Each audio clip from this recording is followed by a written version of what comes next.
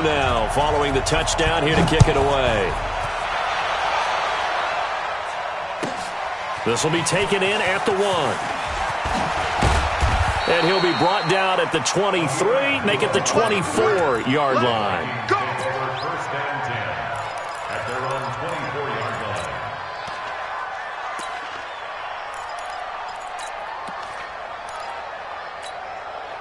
Here are the Vikings now to start their next drive. And thus far, the weather has not slowed this offense down one bit. They've looked good so far in the first half. They certainly have. And think back to our meeting with the head coach. And we asked him because we saw the forecast for this game, didn't we?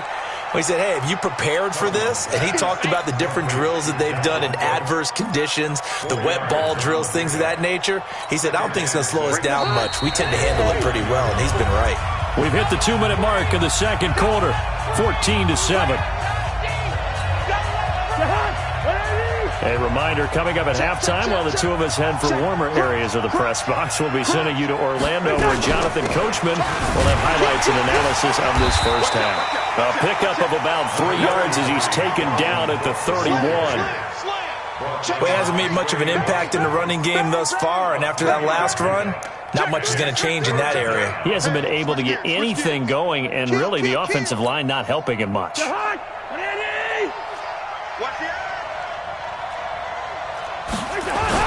They'll run it. Here's Cook. And he went nowhere. He'll lose yardage back to the 29. Now the Panthers going to use the first of their timeouts as they'll head to the sideline and talk over what to do next. Colquitt on to kick as he sends it away. Here's Jackson.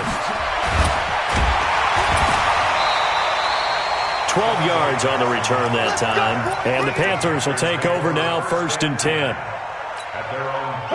The Panthers out there and ready to begin their next drive. And now with still more than a minute to go in what's been a tight game, you figure we'll try to see them move the ball downfield. And remember, they get the kickoff to start the second half, so this is a golden opportunity for them to go down there and put up a couple of sixes. Back-to-back, what a momentum swing that would be. Yeah, you might be able to get a 2-for-1 without ever even giving up the football. Throwing on 2nd and 8. Newton, and an incomplete pass. That'll stop the clock here with just under a minute to play in half number 1. Coverage there by the safety, Harrison Smith.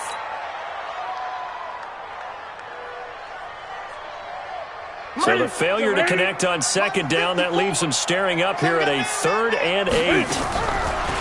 Newton now to throw. And the throw there going to be incomplete.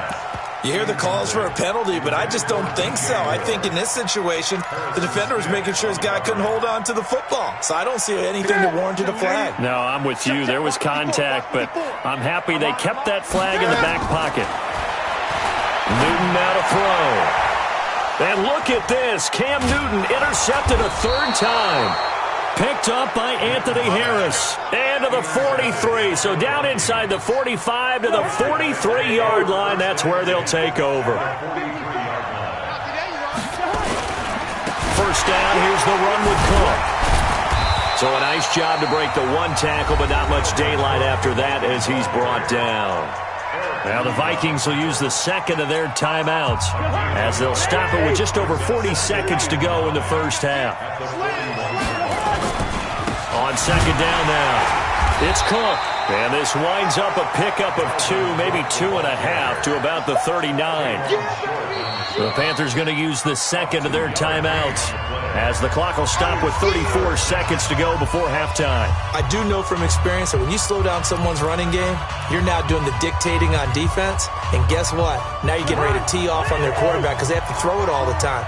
But you still have to be alert for the draws and other plays of that nature to make sure you don't get hurt. And he's going to have the first down yardage as he's down at about the 30-yard line. The Vikings going to use their 3rd and final timeout as they'll stop it with 27 seconds remaining here in the second quarter. Following the good run by Cook, here's another 1st and 10.